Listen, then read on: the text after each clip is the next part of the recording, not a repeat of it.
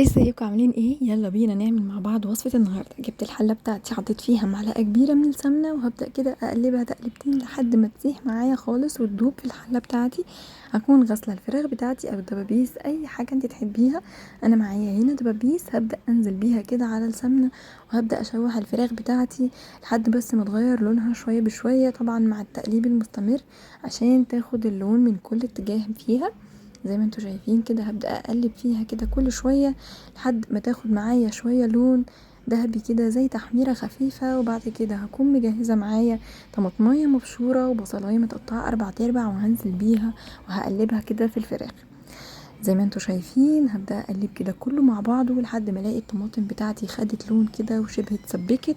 هكون بقى مجهزة معايا مية بتكون بتغلي كويس جدا، وهنزل بيها على الفراخ. الطريقة دي حلوة قوي، وكمان بتدي طعم خطير للشوربة، وتدي طعم حلو قوي كمان للفراخ. هنزل عليها برشة من الفلفل الاسمر، وطبعا انا بصراحة ما بحبش اي اضافات، لو حابة اي اضافات تانية تقدري انك تحطيها.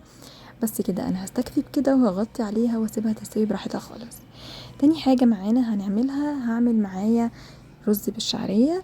جبت الشعرية بتاعتي، حطيت عليها معلقة من السمنة على معلقة من الزيت، وهبدأ كده اقلب كده كله مع بعضه، طبعا مع التقليب المستمر لحد ما تاخد اللون. ومعايا هنا الرز انا غسلاه، هبدأ انزل بيه كده مع الشعرية وهقلبه عشان لو في اي مية زيادة كمان تنشف وياخد من السمنة والزيت اللي انا حطيتهم. واخر حاجة هنزل بيها المية المغلية، وهسيبه طبعا يستوي زي اي رز طبيعي عادي، مش هنزود مية كتير عشان طبعا يستوي، وهنسويه التسوية العادية خالص. واخر حاجة هنزل بيها معايا كمان الملح علشان طبعا ياخد الطعم.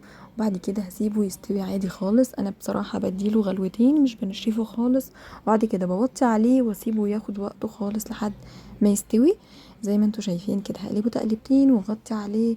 واخر حاجة هعملها معايا، جبت الشوربة بتاعتي بتاعت الفراخ وملحتها، ومادام شفنا معانا الملوخية يبقى احنا كده هنعمل الوصفة اللي كل البيوت المصرية زمان واحنا راجعين من المدرسة مفيش ام ما عملتهاش حقيقي بجد.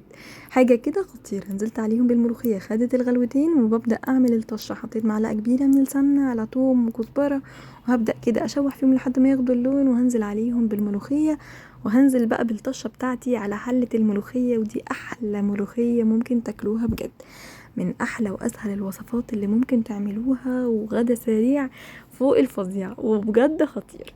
هبدأ بقى احمر كمان معايا الفراخ بتاعتي لحد ما تاخد اللون الذهبي الخطير زي ما انتوا شايفين من كل ناحية في الفراخ بتاعتي عشان تاخد اللون كمان والطعم. انا محمراها في معلقة كبيرة من السمنة. وهبدأ بقى اقدم الطبق بتاعي، والرز بتاعي خطير ومفلفل، وهقدم كمان الفراخ بتاعتي اللي اتحمرت وخدت لون خطير، وكمان كبشة كده من الملوخية على الرز الخطير بتاعنا.